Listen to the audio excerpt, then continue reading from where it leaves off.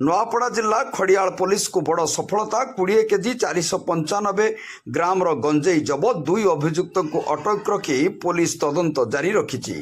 ଦୀର୍ଘ ଦିନ ପରେ ଗଞ୍ଜେଇ ଦଲାଲଙ୍କ ଖବର ପାଇ ଖଡ଼ିଆଳ ବଡ଼ ଦହଲ ଛକଠାରେ 2 ଯୁବକ ବସ୍କୁ ଅପେକ୍ଷା କରିଥିବା ବେଳେ ତାଙ୍କଠାରେ ଗଞ୍ଜେଇ ଥିବା ସୂଚନା ପାଇବା ମାତ୍ରେ ପୋଲିସ ଦଳ ପହଞ୍ଚି ତାଙ୍କୁ କାବୁ କରିଥିଲେ। ସେଠାରୁ 20 କେଜି 495 ଗ୍ରାମର ଗଞ୍ଜେଇ ଜବତ କରିଛି ପୋଲିସ, ଯାହାର ଆନୁମାନିକ ମୂଲ୍ୟ 1,50,000 ଟଙ୍କା ହୋଇଥିବା ଜଣାପଡ଼ିଛି। 2 ଅଭିଯୁକ୍ତ ଅଟକ କରି ଅଧିକ ତଦନ୍ତ ଜାରି ରହିଥିବା ଖଡ଼ିଆଳ ଏସ୍ଡିପିଓ ଉପେନ୍ଦ୍ର ପ୍ରଧାନ ପ୍ରକାଶ କରିଛନ୍ତି। ଖଡ଼ିଆଳ ଥାନା କାର୍ଯ୍ୟାଳୟଠାରେ ଏକ ସାମ୍ବାଦିକ ସମ୍ମିଳନୀରେ ଖଡ଼ିଆଳ ପୋଲିସ ଏହା ସୂଚନା ଦେଇଛନ୍ତି। ଖଡ଼ିଆଳ ଥାନା ଅଧିକାରୀ ଦିଲ୍ଲୀପ କୁମାର ସାହୁ ମଧ୍ୟ ଉପସ୍ଥିତ ଅଛନ୍ତି। ଅଭିଯୁକ୍ତଙ୍କ ମଧ୍ୟରୁ ଜଣେ ନାବାଳକ ଥିବାବେଳେ ଅନ୍ୟ ଜଣେ ଉତ୍ତରପ୍ରଦେଶର ବୋଲି ପୋଲିସ ତଦନ୍ତରୁ ଜାଣିପାରିଛି।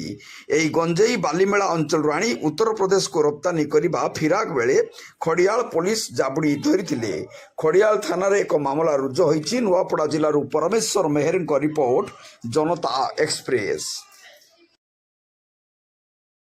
ଶୁଣନ୍ତୁ, ଆମ ଗତକାଲି ଗୋଟେ ଇନଫର୍ମେସନ୍ ପାଇଲା ଆମର ଖଡ଼ିଆଳ ପୋଲିସ ଷ୍ଟେସନରୁ ଯେ ଆମର ସାଣ୍ଡୋହେଲ ଛକରେ ଗୋଟେ 2 ଜଣ କିଛି ଅଛନ୍ତି ପିଲା, ସେମାନଙ୍କର ଗୋଟେ ସୁଟକେସରେ ଅଛି ଏବଂ ସେଥିରେ ଗଞ୍ଜେଇ ଜଳୁଛି ବୋଲି ଆମର ଇନଫର୍ମେସନ୍ ମିଳିଥିଲା।